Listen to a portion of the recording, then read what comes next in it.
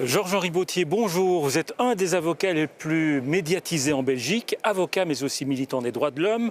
Vous avez d'ailleurs été président de la Ligue des droits de l'homme. Vous êtes à la base du procès contre Hissène Habré et vous êtes connu pour ne pas avoir votre langue en poche. Alors, au bar de l'Europe, je vous ai servi du sucre parce que vous avez décidé de faire la chasse aux hommes d'État qui se sucrent un petit peu trop et qui possèdent ce qu'on appelle des biens mal acquis.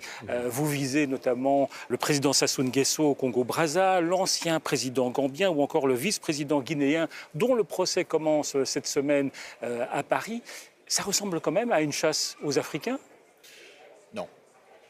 C'est en tout cas le glas de dictateurs, timides encore, dans certaines régions, plus appuyés dans d'autres. C'est le glas adressé aux dictateurs qui croient qu'ils seront impunis, que la corruption va continuer à les habiter pendant le reste de leur vie. Ils se rendent compte maintenant qu'il y a des moyens techniques pris par les associations, pris par les États, qui permettent de tracer leurs biens, qui permettent de les saisir, qui permettent de les confisquer. Ce n'est pas facile, mais il faut savoir que la traque est impitoyable. Elle est impitoyable notamment lors du procès, mais qui a duré pendant 15 ans d'Hissène Habré. On essaie de tracer ces biens. On y arrivera. Il y a des victimes qui attendent une réparation qui était judiciairement acquise et qui attendent qu'on leur donne leur argent, c'est-à-dire une petite part du préjudice qu'ils ont subi. Mais s'attaquer aux avoirs de ces dictateurs, c'est une manière de les déstabiliser politiquement ? Totalement. C'est un peu ça la volonté ? Ils vivent de cet argent, de cette corruption. Ils assoient leur pouvoir de la corruption, ils assoient leur pouvoir justement de l'argent qu'ils ont pris au peuple, qui continuent à prendre au peuple. Et dans ces conditions-là, les priver de leurs biens matériels, c'est pour eux déjà un supplice. Donc c'est une action politique. Je ne parle pas de ceux qu'ils infligent à leurs prisonniers politiques, mais c'est une action éminemment politique de dire, première chose, on veut vous juger pour crime contre l'humanité, on veut juger pour torture, des gens qui torturent et qui manifestement ne respectent pas les droits de l'homme, mais on veut aussi, et c'est un des droits de l'homme, empêcher que vous pilliez le peuple. Alors, quand je dis piller le peuple, c'est aussi par des problèmes environnementaux, c'est aussi par des questions qui relèvent évidemment de la morale. Il est clair qu'un chef d'État, qu'il soit africain, qu'il soit asiatique, qu'il soit même éventuellement, si c'est le cas, européen, doit rendre des comptes non seulement pour les actes qu'il commet sur les personnes, mais sur les biens de l'État qu'il pille. Et alors, quelqu'un comme le président Kabila, par exemple, il pourrait aussi être poursuivi par certaines actions ? Je ne mettrai plus cette phrase au conditionnel pendant longtemps. Il est clair que ce qui se passe au Congo est grave. Il est clair que des millions de Congolais sont en train littéralement de crever de faim, alors que d'autres s'assoient sur leurs milliards d'euros. Je crois vraiment que pendant les mois qui viennent, on va assister à, heureusement, le glas. Donc Kabila, on en parle peu, mais il est dans votre viseur. Évidemment. Certains diront que le pillage des richesses de l'Afrique, il a commencé il y a bien longtemps, sous la colonisation. Il se poursuit légalement avec des multinationales qui ne sont pas toujours scrupuleuses. Évidemment, il n'y a pas que les chefs d'État qui pillent, mais les chefs d'État sont aidés aussi par des sociétés sans scrupules qui leur donnent un pourcentage. Pensez à la question d'énoncer des passeports au Congo où un passeport coûte 180 €, vous imaginez, c'est le salaire de combien de jours, je ne sais pas combien de mois pour certains. Une partie, un tiers va au pouvoir, l'autre va à la société qui crée le passeport, et enfin, un tiers va seulement à l'État congolais, dont on sait que par d'autres biais et la corruption, il arrive dans les poches de corrompus. Alors, on va parler d'un autre dossier. Je vais vous montrer une photo. Cette photo, c'est Ariana Grande, une chanteuse que vous ne connaissez peut-être pas, en tout cas vous ne devez pas l'écouter très souvent.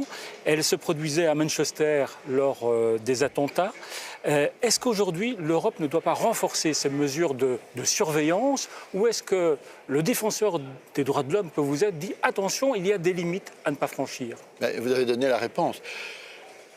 J'étais à Londres ce week-end dernier, il y a 8 jours, au moment de l'attentat du pont de Londres. Je défends des victimes des attentats de Bruxelles. que ce soit à l'aéroport ou que ce soit dans la station de métro, quand on est confronté à ça, on se dit qu'il y a urgence à prendre des mesures efficaces. Donc, je ne vois pas un défenseur des droits de l'homme venir dire « Ah, ne faites rien, ce sont des enfants de cœur ». Ce ne sont pas des enfants de cœur. Donc, il faut réagir. Mais il faut réagir intelligemment. Réagir de façon totalement éparpillée, c'est leur donner raison, leur permettre de commettre encore des actes, et il y en aura encore. Non pas parce qu'on n'a pas bien réagi, mais parce que manifestement, il y a des gens qui, dans notre société, sont en train de vouloir la saper. Alors, pour qu'une société se tienne debout, il faut des lois cohérentes. Mais par exemple, des pays comme la Grande-Bretagne, la France, ont pris des mesures de surveillance de masse qui touchent aussi les journalistes qui s'indignent de ça. Alors, ce sont des mesures efficaces qu'il faut prendre. Pour le moment, on est en train de rapiécer le code pénal en prenant des petites mesures. Alors, je vous en cite une, par exemple, c'est le PNR, Personal Name Record. Vous montez dans un avion, on vous enregistre. Vous savez qu'il y a des gens qui travaillent ici dans ce Parlement européen qui n'ont pas pu monter dans des avions parce qu'ils étaient signalés comme, à un moment donné, aidant intellectuellement et manuscritement, parce qu'ils étaient journalistes notamment, une guérilla qui est devenue maintenant quelque chose qui arrive au pouvoir, un parti qui arrive au pouvoir, mais ces gens n'ont pas pu monter dans un avion parce que l'avion ne passait pas par les États-Unis, mais passait simplement de Bruxelles à Montréal par l'océan, et les États-Unis ont dit non, on ne veut pas que vous montiez dans l'avion. Ça, c'est l'effet du PNR, c'est qu'on dit oh, mais il faut nous surveiller, oui, mais il faut nous surveiller, mais qu'on ait des recours. Ce journaliste, cette personne qui travaille ici au Parlement européen, n'a eu aucun recours, ou cet attaché parlementaire n'a eu aucun recours, et donc il n'a pas pu prendre son avion. Explication zéro, il a payé son ticket, il s'est présenté plusieurs fois à l'aéroport, il ne peut pas rentrer. Donc, qu'on ait des lois qui soient des lois efficaces, mais qui s'inscrivent dans un ensemble cohérent. Pour le moment, ce n'est pas cohérent. Georges-Henri Bautier, prenez une petite boule surprise avec une question surprise que vous allez lire à haute voix et sans crainte. Je vous connais. On va Voilà. Voilà. Pourriez-vous défendre Bernard Tapie? C'est une question à laquelle on peut répondre directement. Non. Mais je le défendrais si Bernard Tapie n'avait pas d'avocat et si à un moment donné le bâtonnier de l'ordre des avocats de Paris ou de Bruxelles me disait « il faut défendre Bernard Tapie, vous êtes le seul compétent ». D'abord, je n'ai aucune compétence dans les matières qu'il occupe et chacun maintenant en droit... On sent que ça vous ferait un petit peu mal. Mais je ne pourrais pas. Je ne pourrais pas, de même que si on me demande de défendre un dictateur africain qui a torturé, qui a violé, je ne pourrais pas. Je me souviens toujours qu'une de mes premières plaidoiries obligées quand on est avocat stagiaire, c'est d'être défendre un violeur. La première chose que j'ai demandé, c'est le débat public, parce que je trouvais que ça devait être public. Je n'ai pas nui à son procès, à sa défense, mais je trouvais que c'était malsain, alors qu'avant c'était jugé à huis clos. Je n'ai pas nécessairement fait avancer la cause de ce monsieur. Je l'ai, je crois, j'espère, bien défendu. Mais on ne défend pas bien quelque chose en qui on ne croit pas. Georges-Henri Bautier, merci d'être venu au bar de l'Europe et allez, sucrez-vous un petit peu. Jamais.